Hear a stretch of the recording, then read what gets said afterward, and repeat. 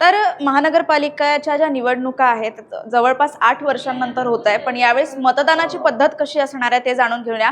कारण काही प्रभागात जे आहे 4 उमेदवार आहे, काही प्रभागात 3 उमेदवार आहेत। तुम्हाला 3 आणि त्या 4 उमेदवारांना मत करावं लागणार आहे। ते कसं करावं लागणार आहे आपण जाणून घेऊयात। सर आता आपल्या सोबत आहेत। नमस्कार सर। नमस्कार सर, तुम्ही आम्हाला सांगा की यावेळेसचं मतदान जे आहे, कारण अनेक नागरिकांमध्ये संभ्रम आहे कशा पद्धतीने मतदान करायचं, तर ते कसं करायचं यावेळी?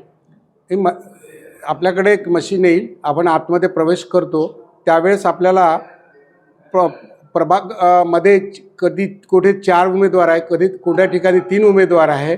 तर अ, ब, क आणि ड हे असे 4 प्रकारचे असतात। अ मध्ये मागासवर्गीय आहे, ब मध्ये ओबीसी आहे आणि क आणि ड मध्ये ओपन येतो। मग महिला असू शकतो, पुरुष असू शकतो। आता जेव्हा आपण वोटिंग करायला जाणार आहे तर मशीनवर राहील तर अ आणि ब आहे, यामध्ये अ मध्ये पांढरा कलर आहे, ब मध्ये गुलाबी कलर आहे, क मध्ये पिवळा कलर आहे, ड मध्ये अजून वेगळा कलर आहे। तर आपण वोटिंग करताना आपल्याला ज्या उमेदवाराला निवडायचं असेल त्या चिन्हावर आपल्याला बटन दाबावं लागेल, पहिली बटन। त्यानंतर दुसरा उमेदवार निवडायचा आहे ब गटातला तर ब वर टाकावं लागेल ज्या योग्य उमेदवाराला द्यायचं असेल वोटिंग तेव्हा।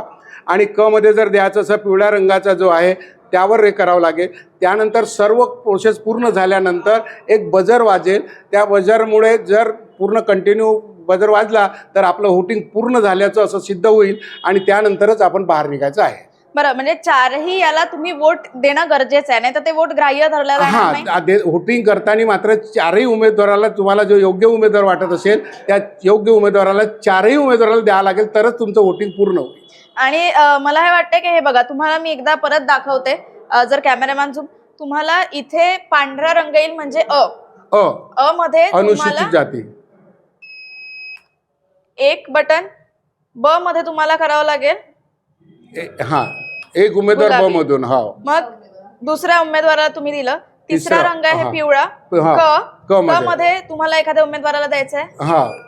प्रत्येक याच्यामध्ये एक सिंगल बीप तुम्हाला येईल, किंवा मग तुम्ही चौथा उमेदवार असेल तर तुम्ही तिथे क्लिक करा आणि हे 4ही तुमचे क्लिक झाल्यानंतर एक लांब बजल वाजेल आणि तेव्हा तुमचं मतदान झालं असं समजलं जाईल। धन्यवाद सर, आज तुम्ही आमच्याशी जोडले आणि आमच्या नागरिकांना सांगितलं की कशा पद्धतीने जे आहे मतदान करायचं आहे। आणि आशा करते की हे तुम्हालाही समजलं असेल। अशाच निवडणुकीबाबत अपडेट्स मी तुमच्यापर्यंत घेऊन येणार आहे। तोपर्यंत माझ्यासह पाहत राहा। कॅमेरा पर्सन तन्मयसह रश्मी खिडीकर, नवराष्ट्र, नागपूर। नमस्कार।